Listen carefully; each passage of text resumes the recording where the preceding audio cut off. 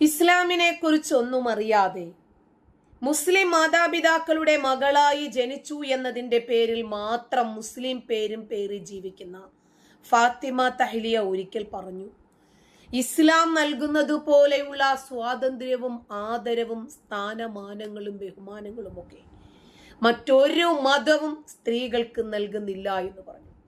ഇന്ന് ചാവക്കാട് എടക്കഴയൂർ ഒരു സ്ത്രീ, ഒന്ന് ആലോചിക്കണം, പെട്ടെന്നൊരു സുപ്രഭാതത്തിൽ അവരെ ചവിട്ടി പുറത്താക്കുന്നു.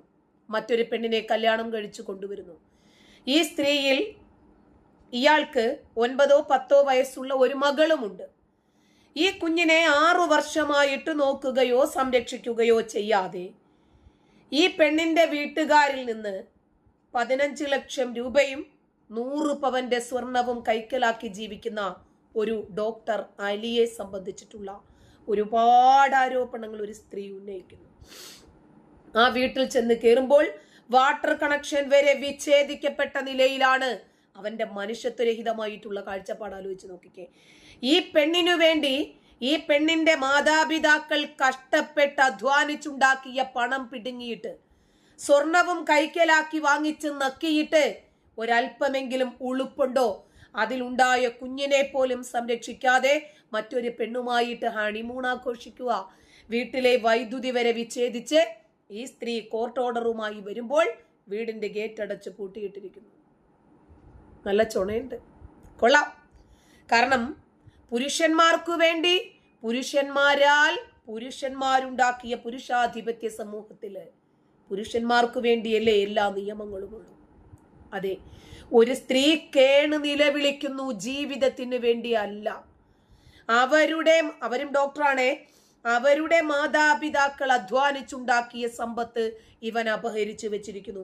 ഇവൻ പെണ്ണ് കെട്ടുകയോ വാഴുകയോ വാഴിക്കുകയോ കുട്ടികളെ ഉണ്ടാക്കുകയോ എന്തോ ചെയ്തോട്ടെ, ഈ സ്ത്രീക്കുണ്ടായ ഒരു കുട്ടിയുണ്ട്, ഒരു മോള്.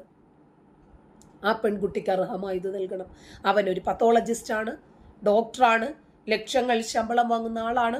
ഈ പെണ്ണൊരുത്തിയെ ഇതിന്റെ മാതാപിതാക്കൾ കഷ്ടപ്പെട്ട് പഠിപ്പിച്ച് ഡോക്ടറാക്കി. അതിന്റെ ബെനിഫിറ്റും കിട്ടുന്നത് ഇവർക്ക് തന്നെയാണ്. 6 വർഷത്തോളമായി ഈ സ്ത്രീ ഒറ്റയ്ക്ക് കുഞ്ഞിനെ വളർത്തുന്നു. കുട്ടികളെ ഉണ്ടാക്കിയിട്ടാ പോരാ, നോക്കാനും പറ്റണം. വാപ്പയാണ് എന്ന് പറഞ്ഞിട്ട് കാര്യമില്ല, ഭർത്താവാണ് എന്ന് പറഞ്ഞിട്ട് കാര്യമില്ല. ഭാര്യയെ നോക്കണം, സംരക്ഷിക്കണം, അധ്വാനിച്ചു കൊടുക്കണം. അവരുടെ മാതാപിതാക്കൾ കഷ്ടപ്പെട്ടുണ്ടാക്കിയ സമ്പത്തും പിടിച്ചു പറിച്ച് തീട്ടം തിന്നുന്നത് പോലെ തിന്ന് അടുത്ത പെണ്ണിനെ കെട്ടാൻ മറ്റൊരു ഇരയെ തേടി വല വിരിച്ചു നടന്ന ഇവന് വേട്ടക്കാരായിട്ട് അനേകം ആളുകൾ നിൽക്കുന്നു കൂട്ടത്തില്, അടുത്ത ഇരയെ വീഴ്ത്താൻ വേണ്ടി. ഏതു പള്ളി മഹല്ല് കമ്മിറ്റിയാണ് ഇവന് രസീത് കൊടുത്തത് എന്ന് ചോദിച്ച പല ആളുകളും വീഡിയോ ചെയ്യുന്നത് കണ്ടു. അതിന്റെ പിന്നാലെ പോകേണ്ട കാര്യമില്ല, കാരണം ഇത് ഇന്ത്യയാണ്. If the parties were Muslim, the rule of law shall be the Muslim personal law. Civil നിയമങ്ങളൊക്കെ മുസ്ലിങ്ങൾക്ക് ശരീഅത്ത് നിയമമാണ്. ശരീഅത്ത് നിയമപ്രകാരം ഒരു മുസ്ലിം പുരുഷനും 4 പെണ്ണ് കെട്ടാം. അവന്റെ ലിംഗബലം പോലെ എത്ര മക്കളെ വേണമെങ്കിലും ഉൽപ്പാദിപ്പിക്കാം. അവർക്ക് ചെലവിന് കൊടുത്തോണമെന്ന് വലിയ നിർബന്ധമൊന്നുമില്ല. കാരണം ഇതാണല്ലോ സ്ത്രീയോടുള്ള ആദരവ്. ഫാത്തിമ തഹ്ലിയ ഒക്കെ കാണുന്നുണ്ടാവോ എന്തോ. എന്തായിരുന്നാലും ആ സ്ത്രീക്ക് കുറച്ച് വസ്തുതകൾ നമ്മളോട് പറയാനുണ്ട്, പറയും. ഞാനൊരു സമരത്തിലാണ്. ഇന്നേക്ക് 12 ദിവസമാകുന്നു ഞാൻ ആ സമരം തുടങ്ങിയിട്ട്. 2 ഉദ്ദേശങ്ങളാണ് സമരത്തിനുള്ളത്, 2 ആവശ്യങ്ങളാണ് എനിക്കുള്ളത്. ആദ്യം നമുക്ക് ഉദ്ദേശത്തിനെ കുറിച്ച് സംസാരിക്കാം. എൻ്റെ ഭർത്താവ് ഡോക്ടർ അലി അബ്ദുൽ ലത്തീഫ്, അദ്ദേഹം ഈ വിവാഹബന്ധം നിലനിൽക്കെ എന്നെ എൻ്റെ മകളെയും ഒരു അപഹാസ്യ കഥാപാത്രമായി സമൂഹത്തിന്റെ മുന്നിൽ നിർത്തിയിട്ട് വേറെ കല്യാണം കഴിച്ചിട്ടുണ്ട്. കോഴിക്കോട് നിന്നാണ് കല്യാണം കഴിച്ചിരിക്കുന്നത്. ആ കല്യാണം നടത്തിക്കൊടുത്ത മഹലും എൻ്റെ മഹലും നമ്മുടെ ജീവിതം ഇങ്ങനെയായതിന് കൃത്യമായിട്ടുള്ള ഒരു വിശദീകരണം തരിക.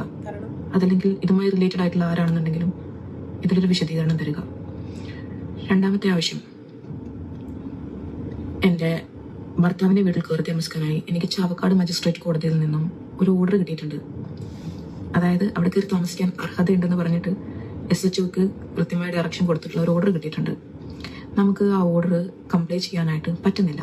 എന്തുകൊണ്ടാണ്? എൻ്റെ ഭർത്താവിൻ്റെ വീട്ടുകാർ വാതിൽ പൂട്ടി, ആദ്യം വാതിൽ പൂട്ടി, പിന്നെ കറണ്ട് കട്ടാക്കി, പിന്നെ വെള്ളം കട്ടാക്കി. ഒരു സമയത്തിൽ അവർ ഗേറ്റും കൂട്ടിയിട്ടുണ്ടായിരുന്നു. ഒരു തരത്തിലും എന്നെ അവിടെ കയറ്റില്ല എന്നുള്ളൊരു വാശി പുറത്തു നിൽക്കുകയാണ്. ഇതിനകത്തൊരു തീരുമാനം ഉണ്ടാക്കുക. ഇത് രണ്ടാണ് എന്റെ സമരത്തിന്റെ ഉദ്ദേശം. ഇസ്ലാം എന്ന് പറയുന്നത് സ്ത്രീകളുടെ ശവപ്പറമ്പാണ് എന്ന് പറയുന്നത് എന്തുകൊണ്ടാണെന്ന് മനസ്സിലായോ? ഇസ്ലാമിലെ എല്ലാ നിയമങ്ങളും എല്ലാ ബോർഡുകളും പുരുഷന്മാർക്ക് വേണ്ടിയുള്ളതാണ്. ഒരു സ്ത്രീ അവരെ ഈ ചതിക്കുഴിക്കകത്ത് അകപ്പെടുത്തിയിട്ട് വിവാഹം എന്ന് പറയുന്ന നിക്കാഹ് എന്ന് പറയുന്ന ഈ വയ്യാവേലിക്കകത്ത് അകപ്പെടുത്തിയിട്ട് അന്തസ്സായിട്ടൊരു കൊച്ചിനെയും ഉണ്ടാക്കി അധ്വാനിച്ചും കൊടുക്കാതെ ഇവരുടെ സമ്പത്തും പിടിച്ചു പറിച്ചിട്ട് അവൻ അടുത്ത പെണ്ണിന്റെ മധുരം തേടാൻ പോയി. കാരണം ഇവർക്ക് ഇഷ്ടം പോലെ ഉണ്ടല്ലോ, എത്ര വേണമെങ്കിലും കെട്ടാമല്ലോ, കുഴപ്പമൊന്നുമില്ലല്ലോ. വൈൻ ഹിഫ്തുമല്ലാ തുഖിസ്തു ഫിൽ യതാമ ഫംഗിഹു മാ ത്വാബലക്കും മിനൻ നിസാഇ മസ്നാ വസുലാസ വറുബാ. ഈ 2 3 4 ഒക്കെ കെട്ടാനുള്ള റൂൾ ഉണ്ടല്ലോ. എന്റെ ആവശ്യം, എന്റെ ഭർത്താവ് അദ്ദേഹത്തിന്റെ പഠനത്തിന് വേണ്ടി എൻ്റെ ഉപ്പ കല്യാണ സമയത്ത് തന്നിട്ടുള്ള 100 പവൻ സ്വർണം, അതേപോലെ ആ കാലഘട്ടത്തിൽ പല തവണകളായി കൈപ്പറ്റിയിട്ടുള്ള 15 ലക്ഷം രൂപ, ഇതൊക്കെ വ്യക്തിപരമായ ആവശ്യങ്ങൾക്ക് എന്നിൽ നിന്നും അപഹരിച്ചിട്ടുള്ളതാണ്. എടാ നാണം കെട്ട നാറി, നിന്റെ പേരിനോടൊപ്പമുള്ള DR പോലും ഈ കൊച്ചിന്റെ മാതാപിതാക്കളും ഇവരും തന്ന ഔദാര്യമാണ്. ഇത് പിച്ചയെടുത്ത് ജീവിച്ചൂടെടാ തെണ്ട്. ഇതിനേക്കാൾ നല്ലത് ഇവരുടെ കയ്യിൽ നിന്ന് പിടിച്ചു പറിച്ച പണവും പറ്റി അവൻ പാച്ചൊരു ഡോക്ടറായി കഴിഞ്ഞപ്പോൾ ഇതിന് സൗന്ദര്യം പോരാ, ഇതിന്റെ വാപ്പയ്ക്ക് പിടിക്കുന്നില്ല, ഇവന്റെ വാപ്പയ്ക്ക് പെണ്ണിനെ പിടിക്കുന്നില്ല എന്ന്. ഇതിനെന്താ സൗന്ദര്യത്തിന്റെ കുറവ്? അത്രയ്ക്ക് അവനങ്ങ് ലോകസുന്ദരനാണോ ഈ കൊച്ചിനെ വെച്ചിട്ട് കമ്പയർ ചെയ്തിട്ട് സൗന്ദര്യമില്ലെന്ന് പറയാൻ? അപ്പൊ ഇവരുടെ ഔദാര്യം, ആ മനുഷ്യന്റെ അധ്വാനം അദ്ദേഹത്തിന്റെ മക്കൾക്ക് അനുഭവിക്കാനുള്ളതാണ്. ഇതുപോലെയുള്ള എംബോക്കികൾക്കും കാമഭ്രാന്തന്മാർക്കും വഴിവിട്ട ജീവിതം നയിക്കുന്നവർക്കും അനുഭവിക്കാനുള്ളതല്ല. ഈ കൊച്ചിന് കഷ്ടപ്പെട്ട് ആ മാതാപിതാക്കൾ അധ്വാനിച്ചു കൊടുത്ത സമ്പത്ത് കൊണ്ട് പഠിച്ചിട്ട് ഇപ്പോ അവൻ പിന്തിരിഞ്ഞ് കാണിക്കുക അവരെ. ഇദ്ദേഹത്തിന്റെ പുതിയ ജീവിതവുമായിട്ട് മുന്നോട്ട് പോയ സാഹചര്യത്തിൽ അത് അദ്ദേഹത്തിന്റെ മുതലല്ലല്ലോ, എനിക്കത് തിരിച്ചു തരിക. തീർച്ചയായിട്ടും മാന്യമായിട്ടുള്ള നഷ്ടപരിഹാരം അർഹിക്കുന്ന പോലെ എനിക്ക് തരിക. നാളിതുവരെ മെയിൻ്റനൻസ് ഒന്നും കൊടുക്കാതെ സൈഡാക്കി കൊണ്ടിട്ട് നടക്കുന്ന എൻ്റെ മകളെ വേണ്ട വിധത്തിൽ പരിഗണിച്ച് അവൾക്ക് വേണ്ടി അത് ചെയ്യുക. ഇതാണ് എൻ്റെ ഒന്നാമത്തെ ആവശ്യം. രണ്ടാമത്തെ ആവശ്യം ഇപ്പോൾ കഴിഞ്ഞ 1-2-3 ദിവസത്തിനകത്ത് ഞാൻ കൂട്ടിച്ചേർത്തിട്ടുള്ള ആവശ്യമാണ്. ഞാൻ ഒരിക്കലും ഒരു പോസ്റ്റ് ഇട്ടപ്പോഴാണ് മനസ്സിലായത്, നമ്മുടെ സമൂഹത്തിൽ ഒരുപാട് മുസ്ലിം പെൺകുട്ടികൾ സമാന സാഹചര്യത്തിലൂടെ കടന്നു പോകുന്നുണ്ട്. ഇങ്ങനത്തെ 2ാം കല്യാണങ്ങളിലൊന്നും നമ്മളെ കേൾക്കാൻ അവിടുത്തെ മഹലൂല ഇവിടുത്തെ മഹലൂല. അത് ഞാൻ വ്യക്തിപരമായി അനുഭവിച്ചിട്ടുള്ളതാണ് കേട്ടോ. ഈ 2ാം കല്യാണം നടത്തി കൊടുത്ത മഹലും അതിൽ റെസ്പോൺസിബിലിറ്റി ഏറ്റെടുക്കില്ല, നമ്മുടെ സ്വന്തം മഹലും റെസ്പോൺസിബിലിറ്റി ഏറ്റെടുക്കില്ല. ഈ അരാജകത്വം, ഈ സാഹചര്യങ്ങളൊക്കെ ഒന്ന് മാറണം. ഇതാണ് എൻ്റെ രണ്ടാമത്തെ ആവശ്യം. നോക്കൂ, ഇവരുടെ ഭർത്താവിന്റെ തൃശൂർ ജില്ലയിലെ ചാവക്കാട് താമസിക്കുന്ന ഡോക്ടർ ആയിഷ എടക്കഴിയൂര് ഭർത്താവിന്റെ വീട്ടിനു മുന്നിൽ നടത്തുന്ന 12ാം ദിവസത്തെ സമരത്തെ സംബന്ധിച്ചിട്ടാണ് അവരിപ്പോ പറഞ്ഞത്. തന്റെ അറിവോ സമ്മതമോ ഇല്ലാതെ തന്നെ ഒഴിവാക്കുകയോ തന്റെ വീട്ടുകാരിൽ നിന്ന് വാങ്ങിയ പണമോ സ്വർണമോ സമ്പത്തോ തിരിച്ചു നൽകുകയോ ചെയ്യാതെ ഭർത്താവ് 2ാമതൊരു വിവാഹം കഴിച്ചു. അതിനുശേഷം ഇവരെ വീട്ടിൽ നിന്ന് പുറത്താക്കുന്നു. അതാണ് ഡോക്ടർ ആയിഷ പറയുന്നത്. ഭർത്താവിന്റെയും കുടുംബത്തിന്റെയും കൈവശമുള്ള, അവൻ പഠിക്കാൻ വേണ്ടിയും മറ്റുമൊക്കെ എടുത്തുപയോഗിച്ച, സ്വകാര്യ ആവശ്യങ്ങൾക്ക് വേണ്ടി ഉപയോഗിച്ച തന്റെ മാതാപിതാക്കൾ അധ്വാനിച്ചുണ്ടാക്കി തനിക്ക് അനുഭവിക്കാൻ വേണ്ടി തന്ന 100 പവന്റെ സ്വർണവും 15 ലക്ഷം രൂപയും തിരികെ കിട്ടണം. അയാളിൽ എനിക്കൊരു പെൺകുഞ്ഞുണ്ട്, ആ കുഞ്ഞിന് അർഹമായ രൂപത്തിൽ അതിനു വേണ്ടുന്നത് ഇയാൾ നൽകണം, ഇയാളുടെ സമ്പത്തിൽ നിന്ന്. കോടതിയിലെത്തുന്നു. കോടതി വ്യവഹാരങ്ങൾക്ക് ശേഷം ഭർത്താവിന്റെ വീട്ടിലേക്ക് തിരികെ പ്രവേശിക്കാൻ കോടതിയിൽ നിന്നും അനുകൂലമായ ഒരു ഉത്തരവ് നമ്മുടെ ആയിഷ നേടിയെടുക്കുന്നു. കോടതി ഉത്തരവിന് പുല്ല് വില കൽപ്പിച്ച് ഭർത്താവും വീട്ടുകാരും വീട് പൂട്ടിപ്പോയി. കരണ്ട് വിച്ഛേദിച്ചു, വെള്ളം വിച്ഛേദിച്ചു, ഗേറ്റ് പൂട്ടി. അതുകൊണ്ടാണ് ഇങ്ങനെ സമരം ചെയ്യേണ്ടി വന്നതെന്നും പബ്ലിക്കിനോട് ഈ കാര്യങ്ങൾ വിശദീകരിച്ച് പറയേണ്ടി വന്നതെന്നും വേദനയോടുകൂടി ആയിഷ പറയുന്നു. കഴിഞ്ഞ 10-12 ദിവസത്തോളമായി ഭർത്താവിൻ്റെ വീട്ടിന് മുന്നിൽ ഇവരിയ്ക്കുകയാണ് നീതിക്കു വേണ്ടി. ഒരു മുസ്ലിം സ്ത്രീക്കും ഇത്തരം ഒരു അധോഗതി ഈ സ്വതന്ത്ര ഭാരതത്തിൽ ഉണ്ടാകരുത് എന്നുള്ളത് കൊണ്ട്, അവർക്ക് നീതി നിഷേധിക്കപ്പെടരുത് എന്നതിന് വേണ്ടിയാണ് അവരിപ്പോൾ പബ്ലിക്കിൽ ഇറങ്ങി തിരിച്ചിരിക്കുന്നത്. അതായത് ഇന്നിത് വലിയ രൂപത്തിൽ വാർത്തയായിട്ടുണ്ട്. പല ആളുകളും ഇതെടുത്ത് നിരീക്ഷണങ്ങൾ നടത്തുന്നുണ്ട്, അവരുടെ അഭിപ്രായങ്ങൾ തുറന്നു പറയുന്നുണ്ട്. ഭർത്താവിൽ നിന്നും കുടുംബത്തിൽ നിന്നും തനിക്കുണ്ടായ ദുരനുഭവങ്ങളാണ് ആയിഷ വിവരിക്കുന്നത്. അപ്പോൾ വല്ലാത്ത വേദന തോന്നുന്നു ഒരു സ്ത്രീ എന്നുള്ള നിലയ്ക്ക്.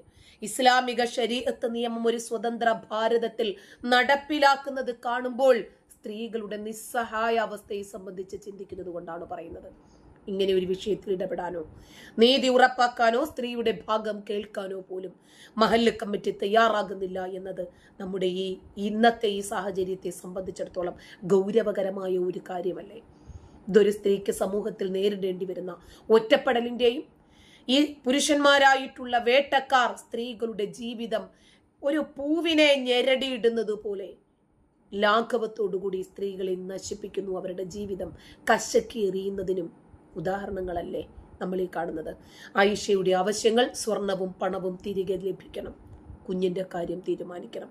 വളരെ ലളിതമല്ലേ അവര് പറഞ്ഞത്, എന്നാൽ ഗൗരവമേറിയ ആവശ്യവുമല്ലേ. മറുഭാഗത്തിന് എന്തെങ്കിലും പറയാനുണ്ടാകുമോ എന്ന് നമുക്കറിയില്ല. പക്ഷേ അവരെല്ലാവരും ധാർഷ്ട്യക്കാരാണ്. ഈ രാജ്യം ശരീഅത്ത് നിയമത്തിലാണ് നിലകൊള്ളുന്നത് എന്ന രൂപത്തിലാണ് അവരൊക്കെ സംസാരിക്കുന്നത്. ഒരു മുസ്ലിം സ്ത്രീക്ക് ഇത്തരം സാഹചര്യങ്ങളിൽ നീതി ലഭിക്കില്ല. കാരണം ഇവിടെ ഇത്തരം സിവിൽ നിയമങ്ങൾ ഇന്നും ശരീഅത്ത് നിയമത്തിന്റെ പരിധിയിലാണ് വരുന്നത്. അതുകൊണ്ട് ശരീഅത്ത് നിയമത്തിന് ഭരണഘടന തന്നെ വഴിവെട്ടിക്കൊടുത്തിരിക്കുന്ന സാഹചര്യത്തിൽ ഒരു മുസ്ലിം പുരുഷന് എത്രയും കെട്ടാം. അപ്പോൾ ആയിഷ ഇനിയും ഏതു വാതിലിൽ മുട്ടും എന്നതൊരു ചർച്ചയാണ്, ഒരു വിഷയമാണ്. ഇത്തരം പള്ളി മഹല്ലുകാരും ഇത്തരം കമ്മിറ്റിക്കാരുമൊക്കെ സ്ത്രീകളുടെ ജീവിതത്തിൽ എത്രമാത്രം കരിനിഴലായിട്ടാണ് നിലകൊള്ളുന്നത് എന്ന് ചിന്തിച്ചു നോക്കുക. നന്ദി.